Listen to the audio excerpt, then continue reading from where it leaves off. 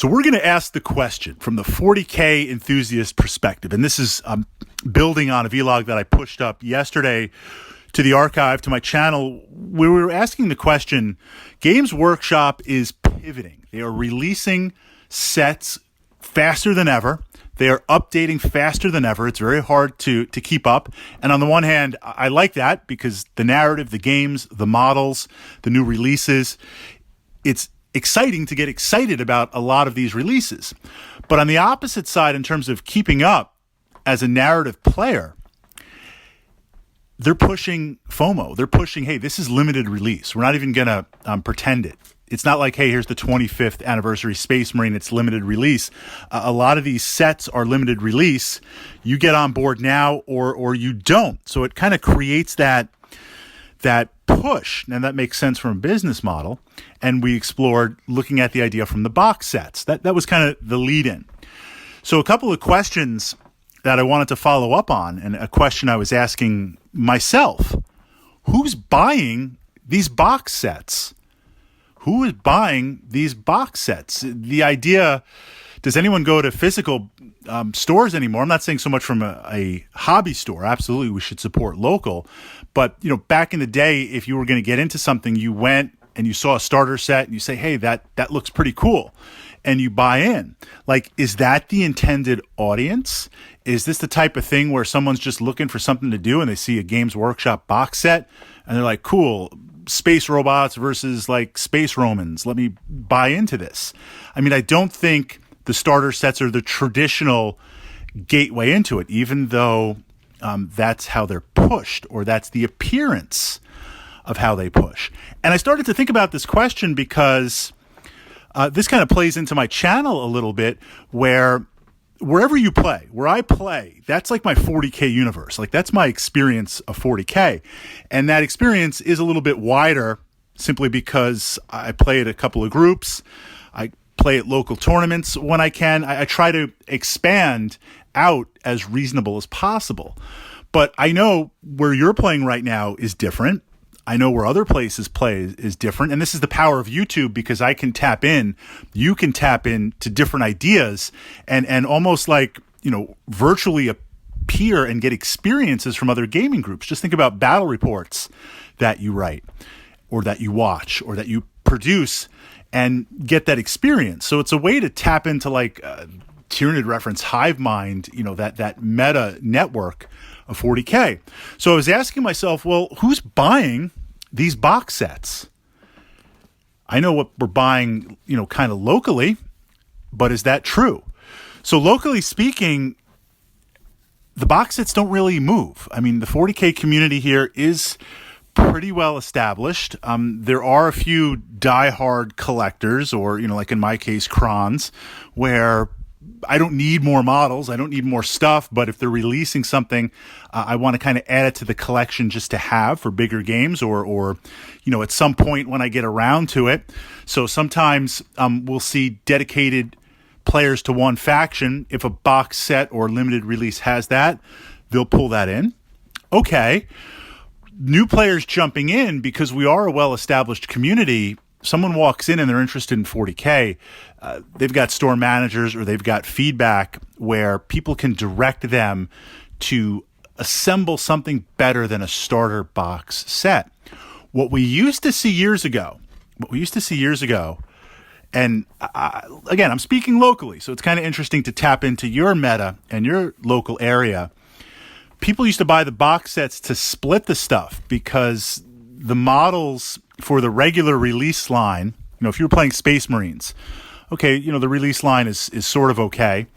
But then the box set brought something limited. If I go back a number of editions, looking at, the Dark Angels Deathwing at the time, that was a big, big jump. Or, even going back further, if you were playing Orcs to get the Copters, that was a big deal because they weren't incorporated in the regular model line, or the sculpts looked better. So you would see a lot of players, or back when rule books were a big thing, just to get the pocket-sized rule book to bring around on tournaments. You'd see someone for $100 USD buy the box set. I give you the Orcs, I take the Marines and maybe I take the book, you'd see people literally splitting them or buying multiples to split and use. This was the classic example of Space Hulk. Back in the day when it was released, it sold out immediately because Tyranid players were like gene stealers. Blood Angel players were like, wow, look at these Terminator sculpts. Other Marine players committing heresy and not admitting it, buying Space Hulk and shaving off the Angel Teardrop and the other icons and putting their own icons on. So it was, in the past, a way to get certain models, sculpts that were never going to be available and really, at a discount, bulk up your army. Well, I don't see that now because a lot of the new sculpts and the re-image stuff that's been released recently in the past couple of years, it's all excellent. It's all excellent. It's not like my Necron army was tired looking. And I'm not talking about my classic Krons when they were Necron Raiders and the Star Gods were actually Star Gods. But the updated Necrons, that range has been pretty solid for a while. Is there really a need for it? Well, if you're a completionist, yes. So I go back to and say, well, who's buying these sets? Are they aimed for the new hobbyist? I don't see it, but absolutely in the comments, you can be like, Fritz, that's the whole thing. We got new players coming in. They've shown up with these sets. We're playing. I don't see the existing players buying them in bulk like they used to. So it's an interesting experience. On a side note, because I think this is going to kind of lead in, I won't say this will lead into a part 3, but I'll be interested to see if Games Workshop goes in this direction. Simply because then you could tack on an extra $100. I mean, would you pay $500 for a premium box set? That sounds a little outrageous, right? But maybe not. Blackstone Fortress. Fritz is going to go on another Blackstone Fortress kick. Blackstone Fortress, or in the case of soon to be, as of this vlog release date, Cursed City. Blackstone Fortress was interesting because the models were amazing. The production value was amazing. The rules were amazing. And it came with a little bit of a story. It was really like the Blackstone Fortress in a box. If they released box sets where it was more of like a premium type thing where you got some really, really decent, amazing terrain. You got exclusive models. You got a hardcover scenario book special tailored to that. And there were maybe some premium dice to set in, essentially a premium 40K experience. The Blackstone Fortress Warhammer Quest showed just that Blackstone Fortress and catered to it. If they did that with the 40K rule set for the box sets, and we're almost there. A lot of these box sets do give that to an extent, but if you upgraded it a little bit, then you could tack on an extra 100, 150. Do they go in that direction? Side note on the comments that I do agree 100%. Back in the days and only maybe 2 or 3 years ago, the idea was like you had a primary army that you would play. That's what you played. You might have 2 or 3 armies if you've been playing for a while or to have that choice. But most people played a core set of armies. And you got to a point where you were pretty good on stuff. I see Games Workshop pushing with their subscriptions and other things. I see them pushing this idea of you should play every army. You should play and collect every single army out there. And we'll give it to you in little bits and pieces and we'll push that out. Maybe that's done in some of these more advanced sets to come.